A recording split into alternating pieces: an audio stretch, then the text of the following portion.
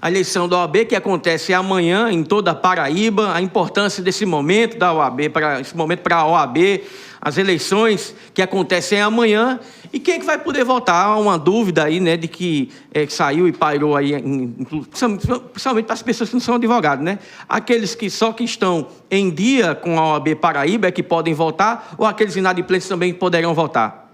Bom, é uma boa pergunta, Peterson. Amanhã nós temos um processo eleitoral que, mais uma vez, será com urna eletrônica, das 9 às 17 horas, em João Pessoa, na sede do Clube Cabo Branco, nas demais subseções, em cada uma delas, nós temos 11 subseções no estado da Paraíba, Mamanguape, Campina Grande, Cariri, Patos, Pombal, Souza, Catolé do Rocha, Vale do Piancó, Cajazeiras, Princesa Isabel, e em cada uma delas na sede das subseções.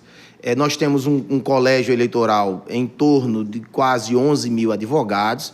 Para as pessoas terem noção, aqui em Cajazeiras nós temos 287 advogados aptos, em Souza em torno de 297, em Patos em torno de 400 advogados, e só podem votar os advogados que estejam ativos, logicamente não pode estar licenciado por qualquer motivo, e que estejam adimplentes. E esta adimplência ela tem que remontar o dia 18 de outubro, um mês antes da eleição, assim estabeleceu o edital que prevê. Então, os advogados inadimplentes não votam, por isso que nós temos esse número mais reduzido. Aqui em Cajazeiras nós temos mais de 400 advogados inscritos, mas apenas 287 irão votar por questões de licença e por questões também da adimplência. Não vota advogados inadimplentes, foi feita até algumas tentativas por tutelas judiciais para isso, mas foi indeferido pela Justiça Federal e não houve, na verdade, nenhum sucesso, portanto,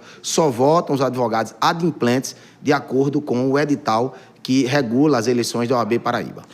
Joãozinho, nós estamos falando para o sertão inteiro, tanto pelo canal 3, Janetline HD TV e parceiras, além das emissoras de rádio.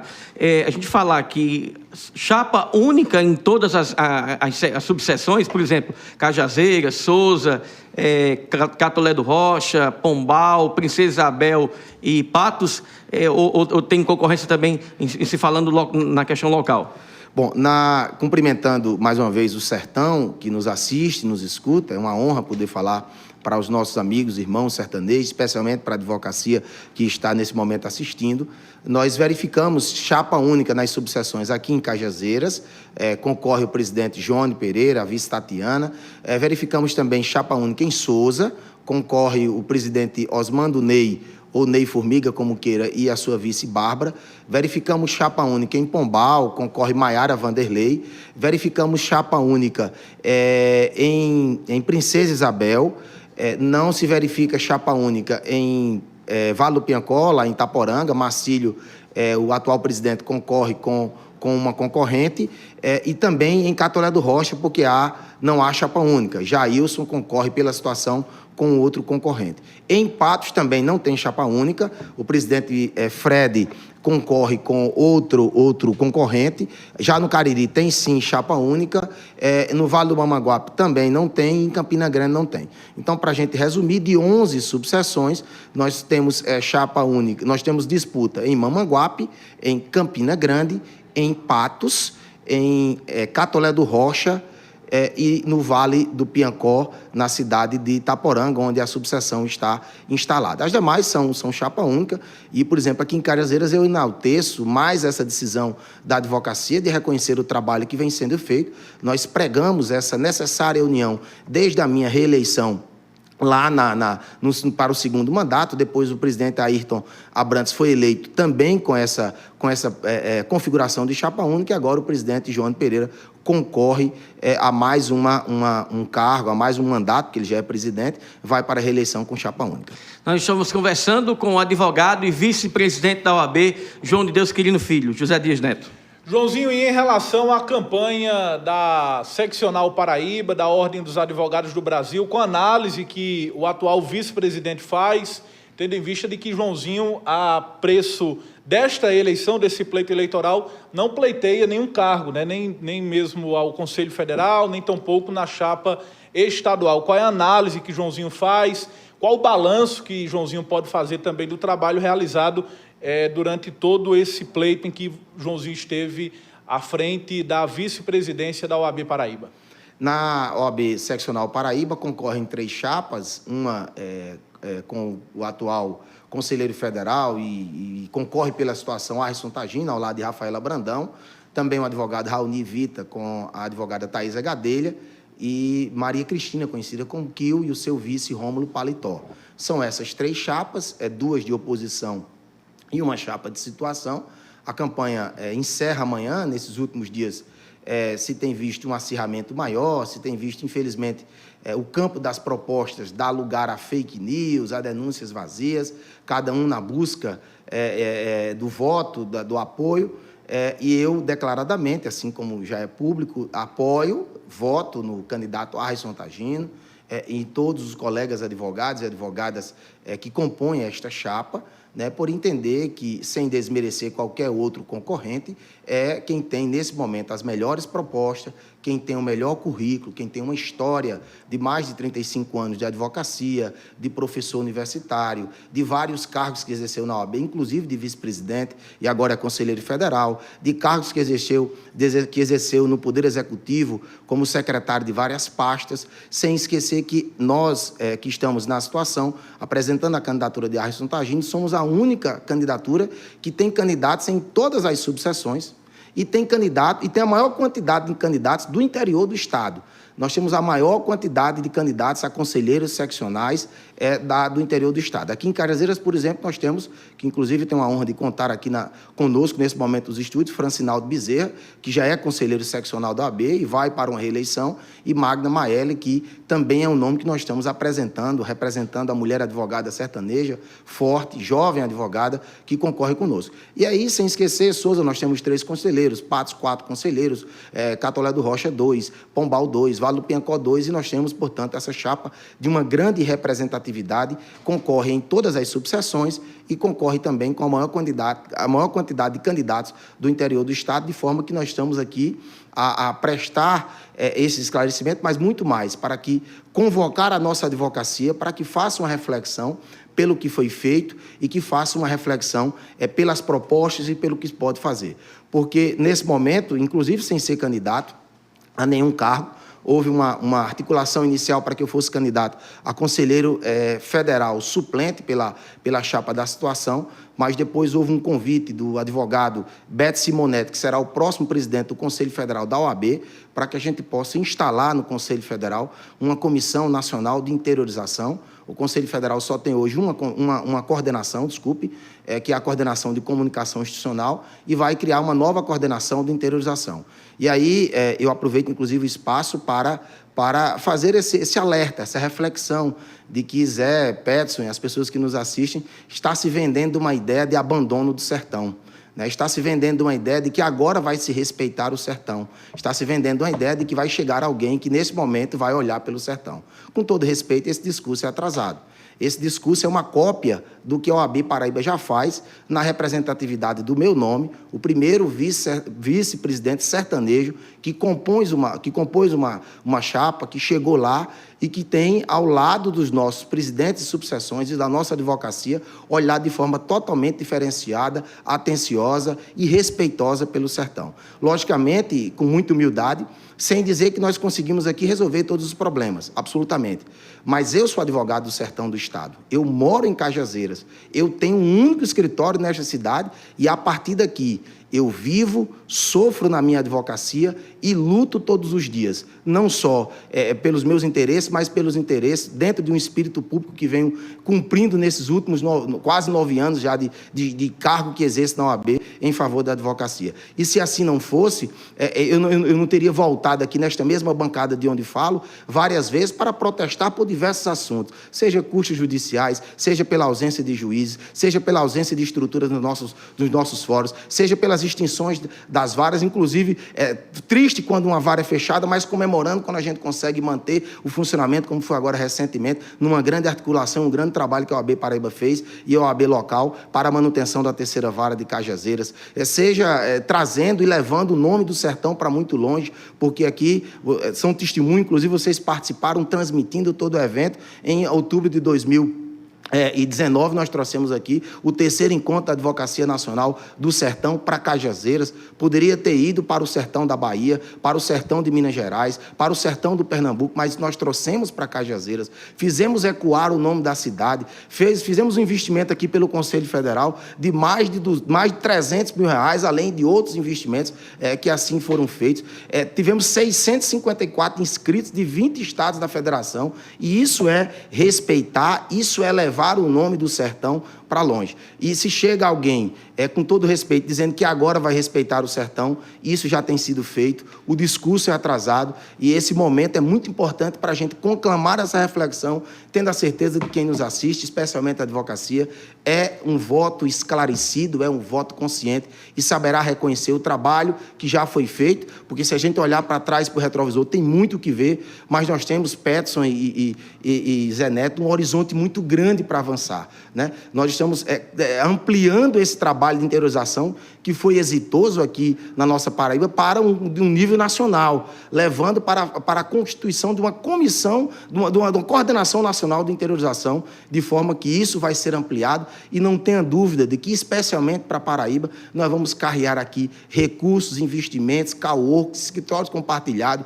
espaços para que a advocacia tenha a sua estrutura, chegando, inclusive, muito mais do que as nossas subseções. Nós vemos, por exemplo, São João do Rio do Peixe, aqui pertinho, São José de Piranhas, como tem comarca, Iraúna, Barro no Ceará, Icó aqui no Ceará, tantas outras cidades aqui que estão no nosso entorno. A OAB vai chegar, através dessa coordenação, com núcleos de serviço, se aproximando da população, porque é assim que a OAB tem que estar próximo do povo, próximo da sociedade, porque nós também defendemos a sociedade a partir do que a gente defende a Constituição, com todos os seus princípios. E para o Conselho Federal, é uma chapa única registrada até o momento, né? Não, no Conselho Federal, cada chapa tem os seus conselheiros federais. São 6 conselheiros, 3 titulares e 3 suplentes. Ou melhor, diga em relação ao Conselho Federal da Sim, OAB. Ao Conselho Federal, sim. Lá há uma regra diferenciada, só é candidato ao Conselho Federal quem consegue um número mínimo de seccionais. E o atual candidato, Beto Simonetti, já conseguiu um número de seccionais que impediu a qualquer concorrente conseguir o número mínimo, que são 5 seccionais. Inclusive, ontem ele foi eleito já como conselheiro federal pelo estado da Amazonas, ontem foi a eleição, mantive um contato com ele hoje pela manhã, parabenizando a eleição e já tratando da pauta, de forma que, até mesmo antes do resultado da eleição, que será amanhã, que nós esperamos sair vencedores aqui na nossa subseção e também na seccional, eu já quero anunciar que nós estaremos no Conselho Federal, na Coordenação Nacional de Interiorização, levando essa força, essa garra, e muito entusiasmado, inclusive, para disseminar todo esse trabalho, todo esse olhar, toda essa atenção pelo interior e pelo sertão do Estado de forma nacional. Até porque, indiscutivelmente, quem me assiste sabe disso, somos nós, advogados do interior, somos nós, advogados sertanejos, que mais sofremos para cumprir essa missão que é tão árdua, mas que é tão necessária para a sociedade. Joãozinho, em 3 anos como vice-presidente, qual foi o maior marco, na sua opinião? O que foi que marcou a trajetória de João de Deus, que conseguiu esse feito de elevar o nome do sertão, você ocupando um cargo importante na seccional OAB, na Paraíba? Qual é o grande feito, qual o marco, aquilo que Joãozinho deixará como legado para a sua vida e também para a sua atuação profissional? Primeiro, ser o grande porta-voz do sertão. Eu tenho tido essa honra, e Zé Neto e Peterson, vocês precisam ver a quantidade de contatos, de uma verdadeira rede de contatos que nós formamos aqui no sertão. Todos os presidentes interioranos falam comigo quase todos os dias, pedindo, pleiteando, encaminhando pleitos para que a gente possa apresentar a seccional, ao Conselho Federal, à própria primeira Câmara, que eu sou presidente, e eu fiquei muito feliz em ser, na verdade, esse grande porta-voz. É por isso que nós queremos ampliar esse trabalho. Depois, uma gama de amigos, advogados e advogadas que eu consegui fazer nesses últimos 3 anos. E depois poder terminar o mandato daqui a pouco menos de 2 meses e poder dizer o que foi feito, né? O que nós vamos deixar, tanto obras de cal e de cimento, e aí foi feito, por exemplo, a subseção de Patos recebeu uma reforma, agora nós reformamos a subseção de Cajazeiras, estamos terminando a subseção de Pombal, com quase 600 mil reais investidos, terminamos e inauguramos a subseção de Catolé do Rocha, estamos foi terminado e foi inaugurado o Centro de Vivência na subseção de Souza. Foi instalada a subseção de Princesa Isabel, ainda no prédio alugado, mas que já funciona de forma digna. Estamos lutando para agora começar a edificar a subseção do Vale do Piancó. Fizemos mais de 10 parlatórios só nesse interior do Cariri para cá, de forma que isso é pontual. O Estado deveria fornecer uma sala em cada fórum, presídio e tribunal para a advocacia. Como assim não faz? A OAB faz o investimento. Inclusive, aqui em Carazeiro está autorizada a construção do parlatório aqui no presídio feminino, que está se desenvolvendo, e a reforma do parlatório no presídio masculino. Em setembro, nós inauguramos em Souza. Então, essas obras vão ficar. A gestão passa, mas os feitos ficam. E os advogados sabem, ainda quando não conseguimos resolver os problemas, nós estivemos ao lado de cada um deles, abraçando, cuidando, pautando, pleiteando, lutando. Eu mesmo fui um grande defensor de extinção de nenhuma das comarcas. Fui eu que tive a honra, representando o sertão da Paraíba, na sessão que tratou da comarca de Iraúna, da comarca de Paulista e de outras tantas mais, fazer a sustentação oral no Tribunal de Justiça da Paraíba, e tantos outros pleitos. Fomos nós que, nesse tempo todo, defendemos as nossas prerrogativas. Inclusive, em novembro desse ano, nós fizemos aqui um ato de desagravo público em frente ao batalhão de polícia. Foi feito em Patos agora, no dia da advocacia, para a advogada Odinete Maranhão, e foi feito em todos os outros recantos do Estado. Então, é isso que eu termino o mandato, né, lamentando que a pandemia nos atrapalhou, e atrapalhou o mundo todo, e, na verdade, fez com que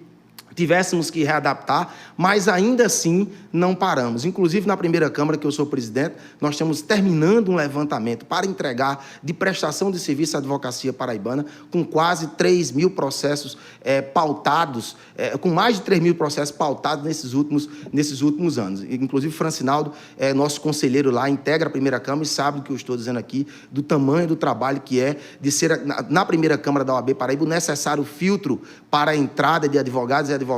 Somos nós que analisamos todos os requisitos que estão previstos em leis, inclusive a questão da idoneidade moral no primeiro momento. Então, é esta marca de muito trabalho, de muita dedicação, e vocês sabem, me conhecem, quem assiste também, para o que eu me presto a fazer, eu tento fazer da melhor forma possível, pedindo desculpa se ainda não consegui resolver tudo, porque também é formada por seres humanos a nossa diretoria, mas nós nos empenhamos para fazer o melhor possível. Joãozinho, como é para o vice-presidente atual, que, como já disse, não concorre a nenhum cargo, receber tantas críticas das duas candidaturas oposicionistas? Você apoia hoje o candidato Arrisson Tagino, que é o candidato indicado por Paulo Maia, e Arrisson tem sido criticado tanto por Raoni como também pela Maria Cristina. A gente viu isso no debate em que os candidatos estiveram aqui, infelizmente não contamos com a presença do Arrisson.